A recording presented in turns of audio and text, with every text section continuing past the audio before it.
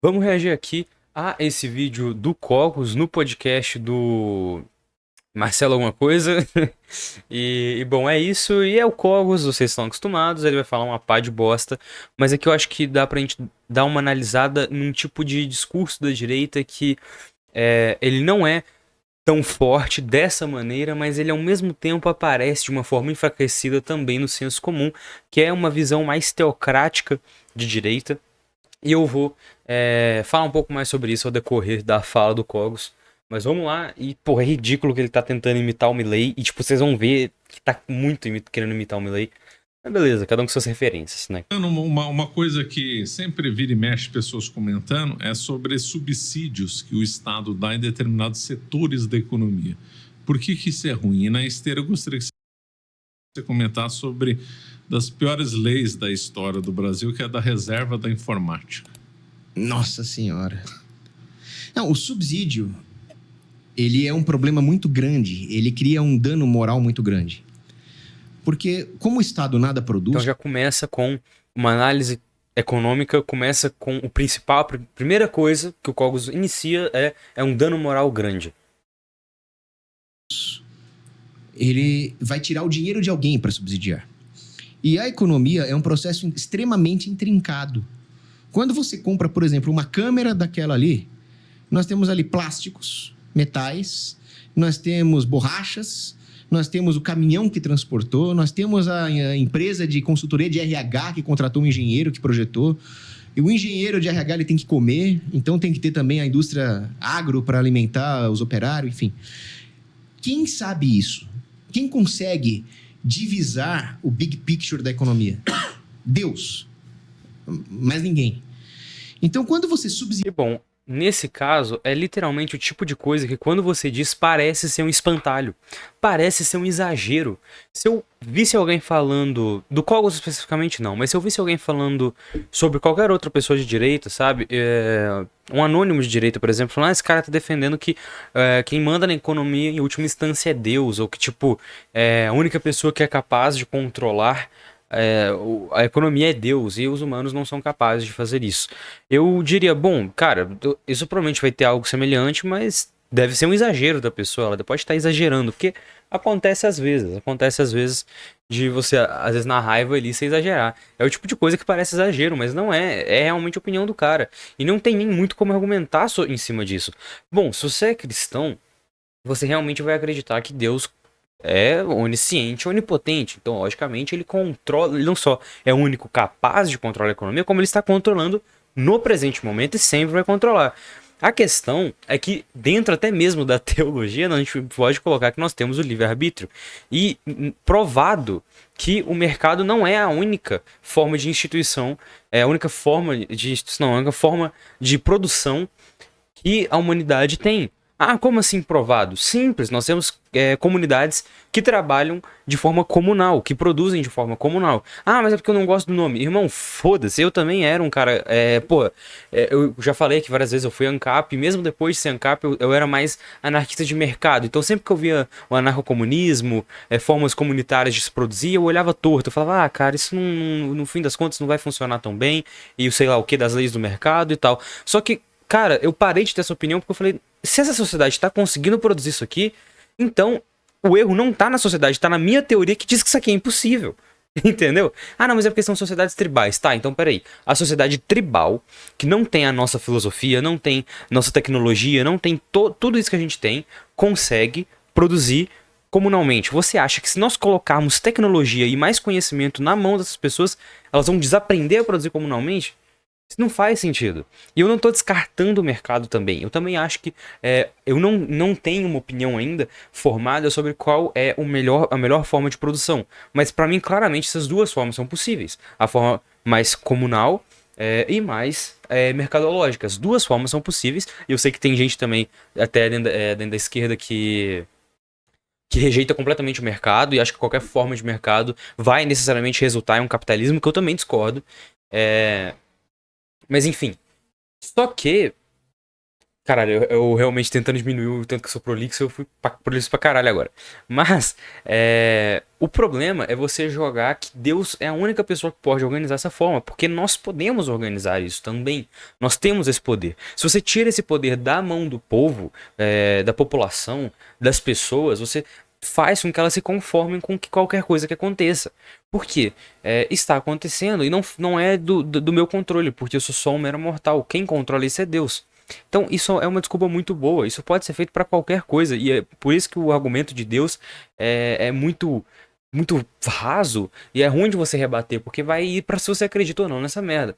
E aí, se você acredita, então foda-se qualquer coisa que a gente faça e já era, entendeu? Só que mesmo que você acredite em Deus, cara, essa não é a perspectiva teológica que eu acho mais interessante, e que faça sequer mais sentido, porque nós temos o livre-arbítrio e é provado que no passado pessoas já tiveram outras formas de conduzir a economia. E até mesmo Hipócrita do Cogos diz algo assim, porque ele quer alterar a forma que a economia funciona, né? Ah, não, é porque eu quero alterar só para colocar mais no comando de Deus. Na real, você só está querendo dizer que tenha menos controle estatal, que é o que você está querendo dizer no fim das contas. Só que como é impossível se alcançar um capitalismo sem Estado, você vai simplesmente fazer com que cada vez tenha menos regulações para a burguesia, e a burguesia vai fazer o trabalho de destruir os pequenos comerciantes, os pequenos burgueses, e aí eles vão ficar cada vez mais poderosos. Então é isso que a sua ideologia no fim das contas faz, porque é impossível ter um capitalismo sem ter Estado. E isso, diferentemente, vocês dizem que o comunismo é impossível, mas sociedades comunistas tribais, funcionavam de formas comunais, já existiram. Agora, sociedades capitalistas sem Estado nunca existiram. Ah, mas é porque o mercado sempre existiu. Mercado e capitalismo não são a mesma coisa. Por isso que são duas palavras diferentes. Decidir um setor, o que você está fazendo? Você está destruindo as escalas relativas dos setores na economia. Você está tirando dinheiro de todos os outros setores para subsidiar um deles. E aí você estraga completamente os preços relativos do capital envolvido. Você estraga completamente ali a relação que existe de poder aquisitivo entre ofertantes, clientes, fornecedores, stakeholders. E aí cria-se o quê? Um setor da economia subsidiado é um setor insulado da competição, que não precisa se aperfeiçoar, não precisa mais baratear os seus produtos para os seus clientes, não precisa... E bom, entrando um pouco mais no argumento econômico e saindo do argumento moral, o que dentro da filosofia do Cogos é até difícil. Mas vamos lá. Ele está falando sobre... Bom, então você tem vários setores na economia e, logicamente, a economia é complexa. Então, quando você tem um produto, para que aquele produto seja feito, você tem vários setores da economia. Se você subdizia um desses setores, ele vai ficar mais fácil. E como eles acreditam numa questão como se a oferta e a demanda fosse uma lei absoluta, que é impossível de ser alterada, e a competição sempre vai imperar no capitalismo, eles acreditam que o subsídio vai foder a competição. E aí esse setor que está sendo subsidiado, ele vai acabar piorando o serviço porque ele está sendo subsidiado. Mas aí eu lhe pergunto, Cogos, e lhe pergunto, apoiadores do Cogos, como que você pode defender que a competição deveria ser o que é feito, que a competitividade deve ser o que vai reger a economia, sendo que com o capital essa competitividade é minada.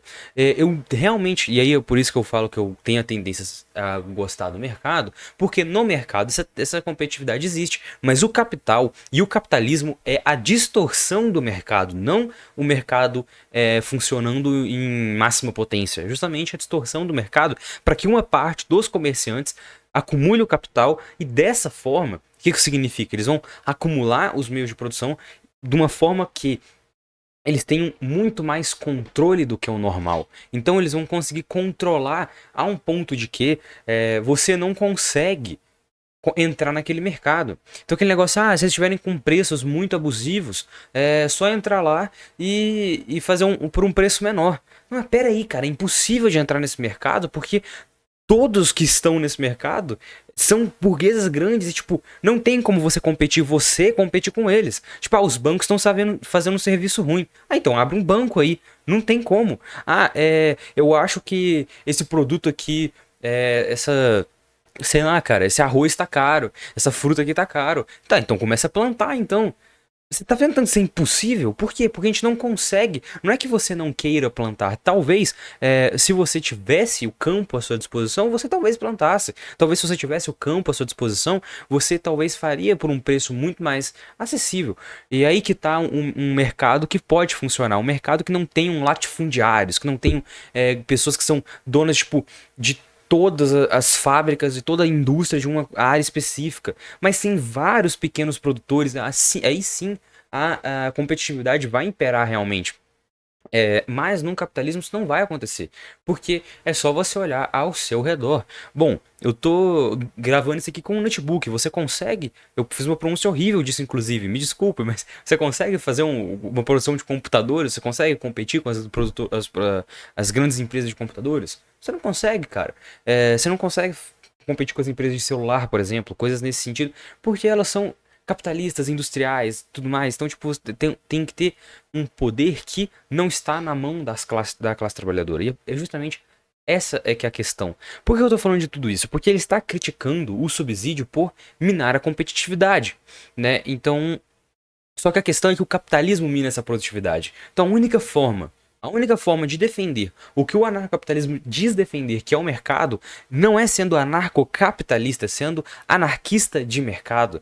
E anarquista verdadeiramente que negue as autoridades, de verdade, inclusive a autoridade da igreja. Isso não quer dizer que você não possa ser cristão, mas que você negue a autoridade da igreja. E que você negue todas as autoridades, que você negue a autoridade familiar, por exemplo, a família como uma instituição do jeito que ela é feita hoje em dia, entre outras. Você vai ter que negar uma série de princípios, uma série de coisas para ser coerente com o mercado. Só que justamente porque vocês gostam do mercado, mas não querem abrir mão desses conceitos que são muito mais fáceis de defender, que é o que? As tradições, a religião da forma que ela é, a autoridade da igreja, a família, vários conceitos ultrapassados e retrógrados, vocês não querem abrir mão dessas coisas, vocês formam uma quimera filosófica, que é o anarcocapitalismo, que não tem pé nem cabeça, porque na real meio que tem, mas tipo, uma pé reacionário, aí tem uma parte ali do bicho que é tipo uma quimera mesmo, uma parte do bicho ali que é revolucionária, outra parte ali é completamente status quo, e tipo, você fica, caralho, que buceta é essa de bicho que vocês estão fazendo, entendeu? Mas enfim, de novo, eu fui muito prolixo agora. Mais, fazer uma boa oferta para os fornecedores. Isso prejudica toda a cadeia econômica de um jeito que só Deus vai saber. No dia do juízo, vocês vão saber. E aí volta a ideia de Deus. Mas estraga tudo. E não é só o problema econômico. Não é só o problema que isso vira um saco sem fundo. É um problema político também. Porque aí você cria os incentivos para os lobistas pedirem subsídio. Aí estraga inclusive o judiciário. Compram-se os legisladores, compram-se os juízes. É um dano não só econômico, é um dano moral na sociedade. Tem um marxista argentino sem vergonha chamado Ernesto Laclau. A estratégia do Ernesto Laclau para implantar os... E aí você vê como que sempre se cita questões morais também. Não que também não aconteça na esquerda dependendo do setor. Mas eu vejo que o moralismo... Não moralismo, mas as questões morais entram normalmente no discurso de esquerda, então eles vão citar... quando eu vejo a pessoa citando nomes, filósofos e tudo mais... Aí falam filha da puta, canalha, alguma coisa assim. Costuma ser uns cara, tipo assim, pra o cara ser xingado, ele tem que ter, tipo, defendido, sei lá, o Locke que defendia a escravidão, ou tipo, uns cara que, tipo, Mises, que vão xingar o Mises também, mas é porque, tipo, Mises falou que preferiu o nazismo ao comunismo, ou o fascismo ao comunismo. E aí, tipo, sabe, essas coisas que é um pouco mais plausível do que você simplesmente ser marxista, sabe? O socialismo nos países era criar os benefícios. Aí ele fala, a luta de classes vem depois. No momento que você cria os benefícios, as políticas públicas, os subsídios, etc., os assistencialismos, aí formam-se grupos em torno do interesse de abocanhar esse assistencialismo. Então, só por exemplo, dizer também, assistencialismo e subsídio são coisas bem diferentes. E o subsídio também pode gerar problemas, mas isso, como o qual você falou, isso normalmente é feito em questões dos capitalistas, cara. E aí é outra questão, é subsídio para capitalista, não é para se for um subsídio para pequenos burgueses, para sabe, esses caras que são empresários, mas estão tão fodidos quanto o resto da classe trabalhadora, para esses caras eu não vejo problema nenhum de subsídio para eles, por exemplo. Mas a questão que normalmente não é feito assim. E questão de assistencialismo, bom, me desculpa, mas dentro até mesmo do que eu sei da teoria marxista, é uma opinião meio burra você achar que a luta de classes vem depois de qualquer coisa, porque a luta de classes, ela sempre está acontecendo. E isso pode ser uma explicação ruim do Cogos também, mas de qualquer forma, você defender que primeiro tem que vir os auxílios, né, e que os primeiros auxílios devam ser feitos para depois fazer alguma postura revolucionária, é complicado. Eu acho que você não tem que defender que teoricamente vamos fazer auxílios, faz parte da teoria. Em uma política de agora, você olha, bom, você não tem que necessariamente propor os auxílios ou coisa assim, mas você tem que ver, por exemplo, coloca um auxílio lá na Câmara e vão tentar votar algum auxílio. Lógico que a postura de esquerda radical vai ser a favor desse auxílio, mas não é uma postura de esquerda radical você querer fazer esses auxílios, entende a diferença? Porque sim, a revolução ela necessariamente vem depois e é aquele negócio. Por mais que ela vá vir depois, você não precisa deixar pior para melhorar depois, você não precisa largar de mão. Então, tipo assim, só porque vamos focar só na revolução e todos os problemas contemporâneos, nós vamos tacar o gigantesco foda-se, a gente vai só focar em revolução e bater só no ponto da revolução. Eu acho que é uma estratégia burra também. Mas pode ser, provavelmente só uma má explicação do Cogos. Se o governo fala, vamos fazer um crédito subsidiado para o setor X. Pronto, você vai organizar politicamente o setor X. Mas não empreendedorialmente. Não é para baratear o produto, aumentar a qualidade. É para ir lá em Brasília fazer lobby. Então, olha a destruição completa da sociedade quando existe qualquer subsídio para qualquer setor. Mais uma vez, lobby é uma coisa que faz parte do capitalismo. Não tem, sabe, sempre teve e sempre vai ter dentro do capitalismo lobby. Subsídio é assistencialismo de rico. Faz o menor sentido. Aí, a lei da reserva da informática, né? Bom, existe uma coisa que nenhum economista mais cita, que é a Divisão Internacional de Trabalho. Divisão Internacional de Trabalho não é um órgão regulador internacional com a bunda sentada lá na Suíça, planejando o que cada país vai produzir. Graças a Deus ainda não tem isso. Talvez tenha isso lá no reino do anticristo. Mas o que existe é que os países têm vocações culturais, históricas, naturais, geológicas, enfim. Os países acabam... É muito problemático também, cara, porque você colocar que os países têm vocações, de novo pode voltar para uma ideia medieval, que você tem um Act recente, que é a ideia de que nós a gente chegou no mundo com um papel específico que Deus designou, e esse papel vai ser em todas as esferas, política, econômica e social, a gente veio com um papel definido. Então, você já deve ter ouvido essa frase, né, estudando Idade Média na escola, mas basicamente a ideia de que uns nascem para orar, outros para guerrear e outros para trabalhar. Então, tipo, essa ideia de que alguns países têm vocações é meio semelhante. Então, esse país aqui, ele nasceu... E aí é engraçado, porque o que um país europeu vai ter a vocação de produzir? Ou um país, né, mais ao norte, então os Estados Unidos, Canadá e tal. Vai ter provavelmente uma vocação, coincidentemente, de produzir tecnologia, de produzir coisas mais industrializadas e tudo mais. Agora, o que o Brasil vai ter de vocação? O que os países da América Latina vão ter de vocação? Os países da África vão ter de vocação? Você acha que essa vocação vai ser mais fácil, mais vantajosa? Por que será que tem essa questão de vocação? Isso pode ser uma justificativa até mesmo do imperialismo. Mas o cara não é anarquista, teoricamente, como é que ele vai defender imperialismo? É o que eu falei, cara, o anarcapitalismo é uma quimera do caralho. Então, tipo, se você perguntar imperialismo, assim, se definir de um jeito libertário, do jeito anarcapitalista que libertário e anarquista também são. Eles estão tentando roubar esse termo aí, mas não vai colar, não. Mas o que acontece? Se você definir imperialismo com as palavras ANCAPs lá, ele provavelmente vai discordar. Mas, no fim das contas, esse tipo de retórica pode justificar. Não que ele esteja fazendo isso, mas pode justificar, e aí é perigoso você ir por esse ponto. As leis do mercado se especializando em algumas coisas. Você vê, por exemplo, na Europa do século XIX... Os países tinham as suas vocações. Depois, mesmo no começo do século XX, a Alemanha era especialista em alguns produtos, a Inglaterra em outros, a França em outros, né? A França sempre foi boa em culinária, queijos, moda. Se quiser, fala do grande estudo clássico, Portugal e Inglaterra, né? Do vinho das vantagens competitivas também? Do vinho e da tecelagem? tecido, é um tipo de vantagem competitiva. É que depois isso acabou sendo regulado, né, no Tratado de Merton. Mas se fosse uma coisa de puro livre comércio, seria lindo, né? Portugal tem bons vinhos e a Inglaterra, ela tem a vanguarda da tecelagem na história. Seria um livre comércio. Por isso que quando o pessoal fala, não, o país é pobre porque ele exporta produtos primários, isso é um absurdo. O que importa não é o valor gerado quando você acrescenta a tecnologia. O que importa é a margem de quanto você está vendendo. Se você vender petróleo ou se você vender grãos com alta margem, você está no lucro. E o cara que vende um produto eletrônico aqui, uma capinha de iPhone, ele está vendendo com baixa margem. Então não é o valor agregado, é a margem. Mas produto eletrônico, capinha de iPhone, é um produto eletrônico.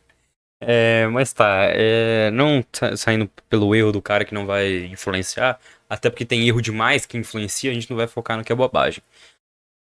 Bom, isso que ele tá falando, de novo, em um mercado de verdade, um absoluto livre mercado, em que não existem, por definições capitalistas, não vão existir burgueses, porque não existe uma classe social com direitos a mais, com poder político, mas você pode ter dentro dos trabalhadores, e todo mundo vai ser trabalhadores, mas dentro dos trabalhadores você vai ter pessoas que vão assumir a postura de comerciante. E, enfim, nesse cenário, aí, ok, porque aí você vai ter uma questão um pouco mais elaborada, tudo mais, vai ter realmente a competição, então não vai dar, por exemplo, para você obrigar o cara só porque ele produz, sei lá, vamos dar um exemplo mais brasileiro, só porque o cara produz soja, e aí soja é soja, você vai obrigar o cara a vender por um preço ruim. Justamente porque todo mundo que produz soja não são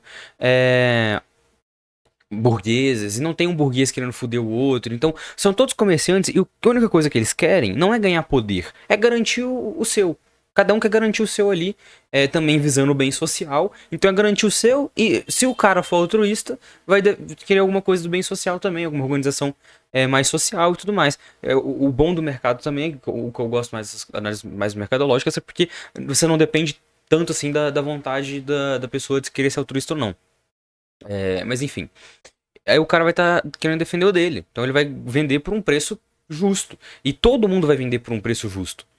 Porque ninguém, diferente de hoje, que você pode chegar e um capitalista, né? Você não, né? Mas um capitalista, ele pode chegar e abrir uma loja, uma franquia de uma loja dele, colocar os preços completamente abaixo do mercado daquela região para todos os concorrentes desmoronarem, todo mundo fale, depois que ele é o único na região, ele bota os preços lá no alto.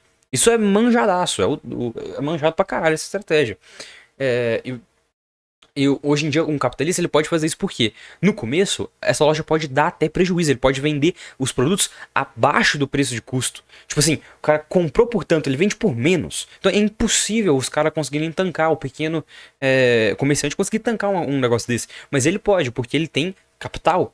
E aí o que vai acontecer? Depois que todo mundo se fode, ele bota os preços lá no talo, e aí ele lucra pra caralho naquela loja que deu um prejuízo pequeno, ele vai lucrar pra caralho. Ah, mas é porque vai abrir margem pra concorrência que vai abrir outros lá. Faz de novo. Faz outras coisas. Cara, de novo, quando você tem o poder nas suas mãos, é muito fácil acabar com a concorrência de diversas formas, cara, é extremamente fácil.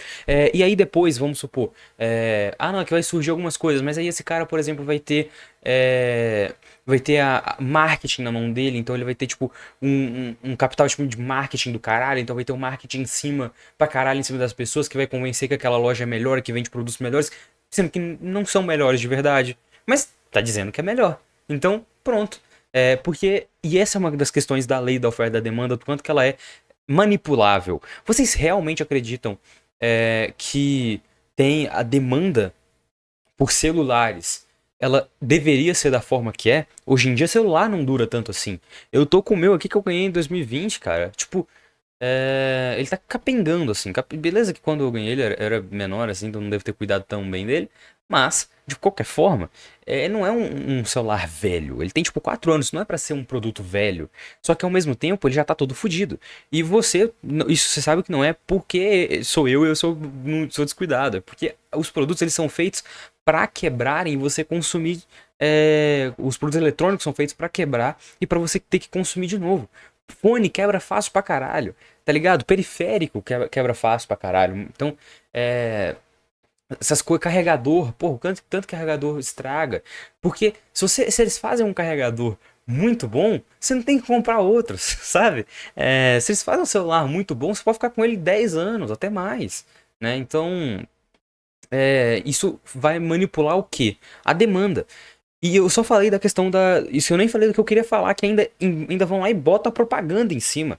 Por que tantas pessoas querem ter um iPhone, cara? Você realmente acha que é porque as pessoas vão lá olhar as especificações técnicas e vão ver que as especificações técnicas do iPhone são melhores do que a maioria dos celulares, e porque a câmera é mais otimizada, e porque a câmera frontal é mais otimizada no Instagram, que também é uma forma de manipular a demanda.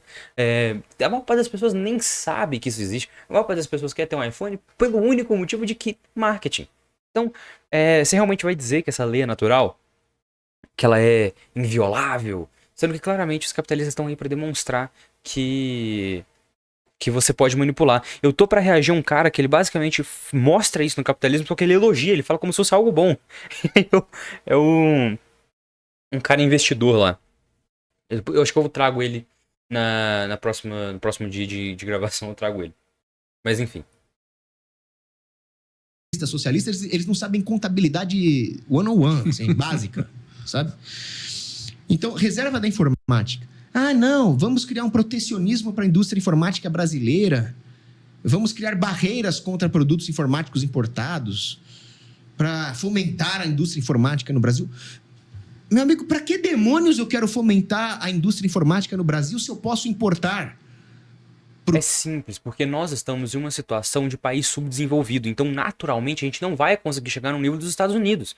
É simples, a gente não tem capacidade para isso. Agora, se você dá uma facilitada para as pessoas produzirem, isso é na teoria, porque de novo entra a prática do capitalismo, mas qual que é a ideia teórica? É que você vai ajudar a produção tecnológica no Brasil, e então a gente vai conseguir chegar num nível tecnológico legal em que você esteja mais ou menos no mesmo nível de aparelhos importados, e aí o preço também vai estar páreo, porque você vai estar ajudando toda essa questão e você vai estar taxando os produtos do exterior. Então essa é a questão para você, porque você vai comprar praticamente a mesma coisa, só que você vai comprar do Brasil e vai fortalecer o Brasil como nação. É lógico que como anarquista eu quero que se foda a soberania nacional, mas até certo ponto, né? Porque tipo, se dependendo ali, pode virar um bagulho meio palestino, então vamos fazer essa ressalva, mas eu quero que se foda a soberania nacional. Então eu não me importo com esse tipo de coisa, realmente. E principalmente porque isso, no fim das contas, vai privilegiar. No fim das contas, vai privilegiar a burguesia. A burguesia nacional. Então aí, entre comprar de um burguês internacional e de um nacional, como eu quero que os dois se fodam e vão pra casa do cara, tô brincando, né? Senão as pessoas acreditam. Eu esqueço que eu não posso ficar zoando tanto assim. A gente não quer mal as pessoas individuais necessariamente. Claro que se um burguês faz muita merda e tipo usa trabalho escravo, é justificável você querer que ele morra e queime lentamente no inferno. Mas não necessariamente a todos os burgueses. Mas como pra mim tanto faz, tipo, como pra mim não. Pra sociedade tanto faz você comprar de um burguês internacional ou da sua nação. Até porque nação, estado, essas coisas nem existem, tipo, o Estado até existe mais, mas tipo, nação, sabe, fronteira, isso é uma coisa que nem sequer existe de verdade, sabe, tipo, então tanto faz, você vai estar comprando de dois burgueses, é a mesma coisa. Produtos eletrônicos melhores e mais baratos e investir em alguma coisa que o Brasil tem mais vocação. Ah, mas o Brasil tem vocação sim para a indústria informática, legal, então se você acha isso, você aposta nisso, então invista nisso, com o seu dinheiro e com o seu risco. Mas não impondo esse risco. Como que eu vou investir dinheiro, meu caralho? Nem todo mundo é você que é filho de empresários de sucesso em São Paulo, tá ligado? Nem todo mundo é você, cara. A maior parte das pessoas não tem dinheiro pra investir. No lombo dos outros trabalhadores dos outros setores.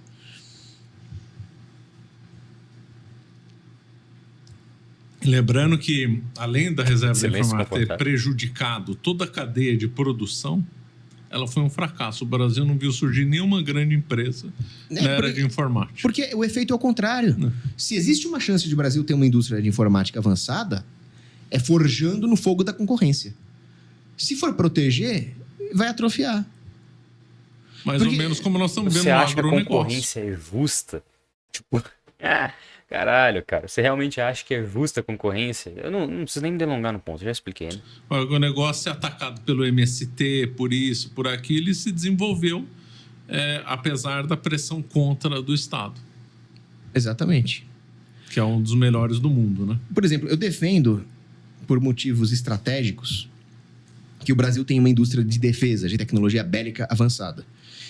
Isso é importante porque a indústria bélica ela tem uma característica muito particular. É diferente, né? É perigoso depender dos outros para fornecer material bélico. Agora, você concorda que isso é um hedge? É um investimento em segurança? Isso é outra história. Isso é uma coisa de segurança nacional, de perpetuação dos valores de uma nação. É outra história. Agora, Mas, a economia... cara, é justamente o motivo. São os mesmos motivos para o outro subsídio. É a mesma coisa. Eu discordo dos dois, por isso que pra mim tanto faz. Porque justamente eu não quero nem que sequer tenha nação nessa buceta de território. Porque não existe Brasil como nação. Existe Brasil como tem um território. E a única coisa que você pode dizer é a identidade cultural que nós temos. E ainda no Brasil ela é muito diversa. Então realmente eu acredito até que esse é um dos problemas do Brasil.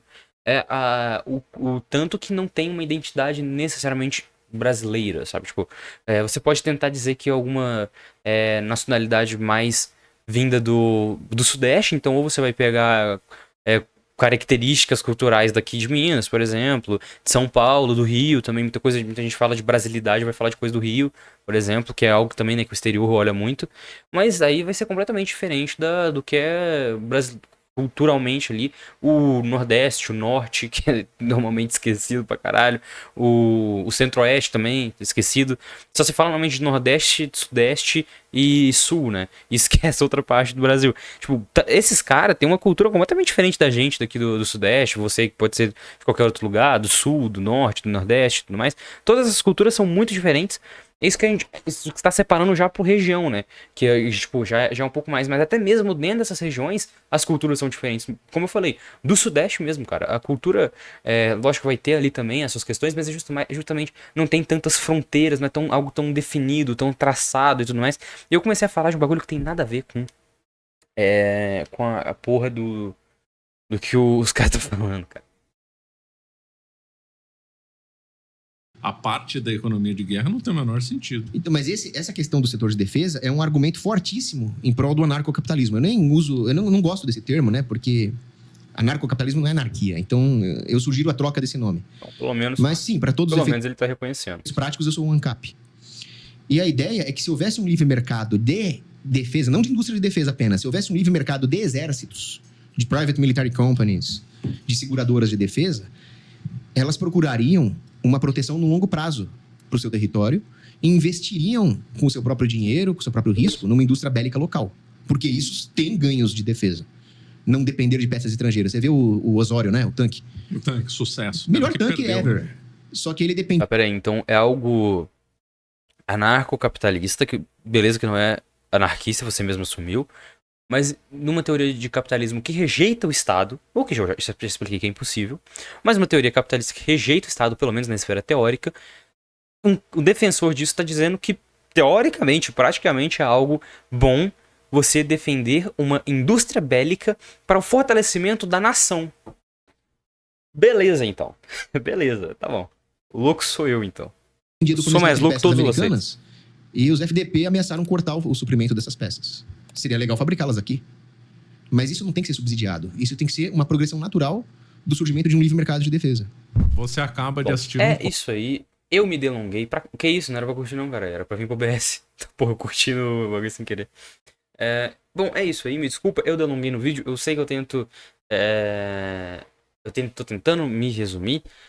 Mas é um tipo de vídeo que tinha muita coisa pra falar. Mas o ponto principal, que era a questão teológica, foi logo no começo. Acho que deve ter dado aí algum proveito, no mínimo. Mas enfim, é isso aí.